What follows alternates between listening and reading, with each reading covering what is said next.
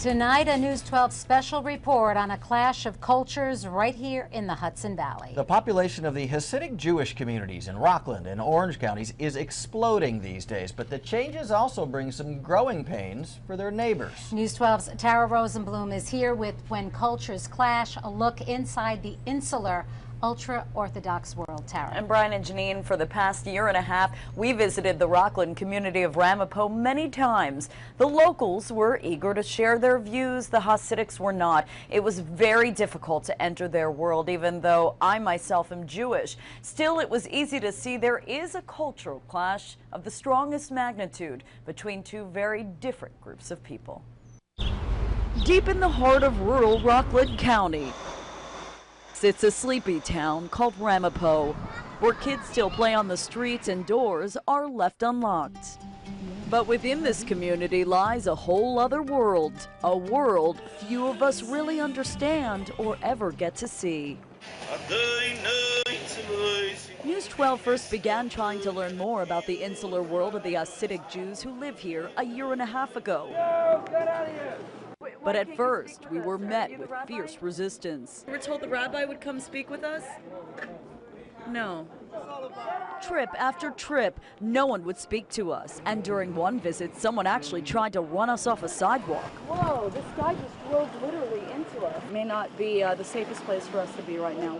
But in the months following, we'd go back several times, determined to tell an untold story about a culture clash some feel is close to its breaking point. In 20 years, the #1 political issue in New York State will be the relationship between the Hasidic community and the outside world in New York.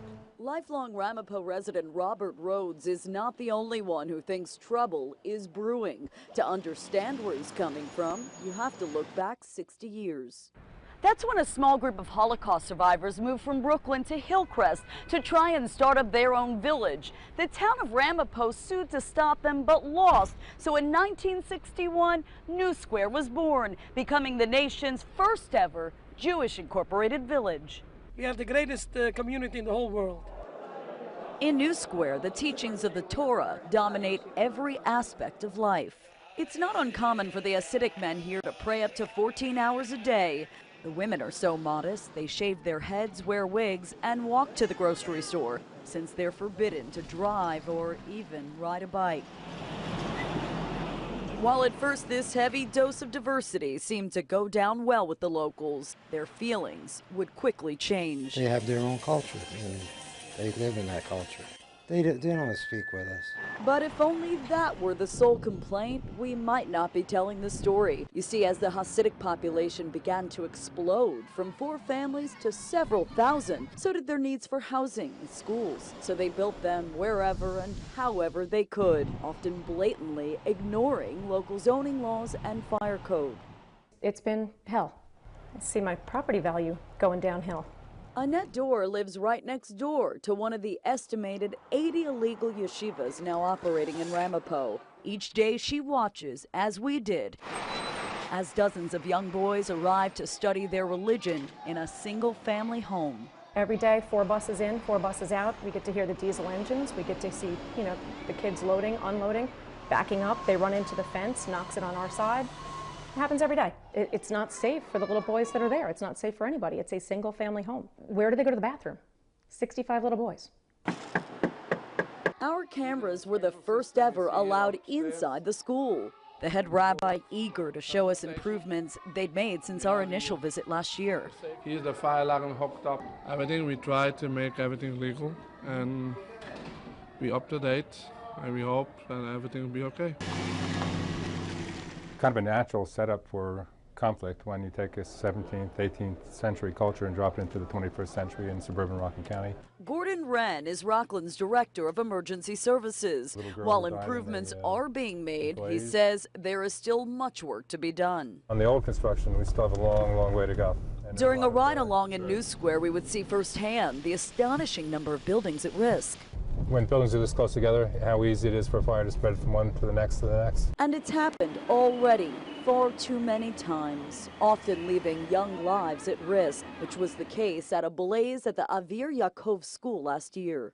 My firefighters went to the front entrance of the building and found a number of students, teenagers, who were on the other side of the door and banging away at it, basically panicked trying to get out. That's because the front door to the yeshiva was padlocked. Making matters worse, oftentimes, New Square uses its own fire brigade to knock out fires instead of calling 911. I think it's irresponsible to respond to fires without the equipment and training.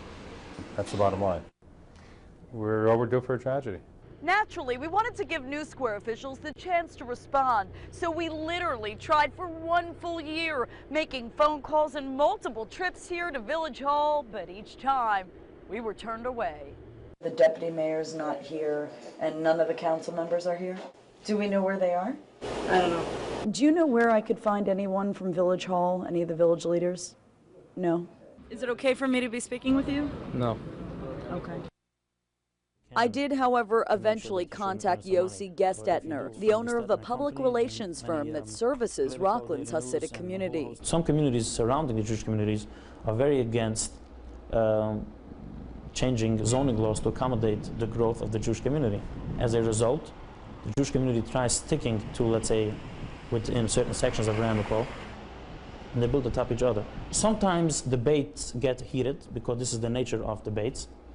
And sometimes there are people out there who fan the flames. Many of these cultural differences and racist and anti-Semitic things are sometimes blown out of proportion. One thing is clear, it will take understanding and acceptance to solve the cultures clash that could very well be around for generations to come.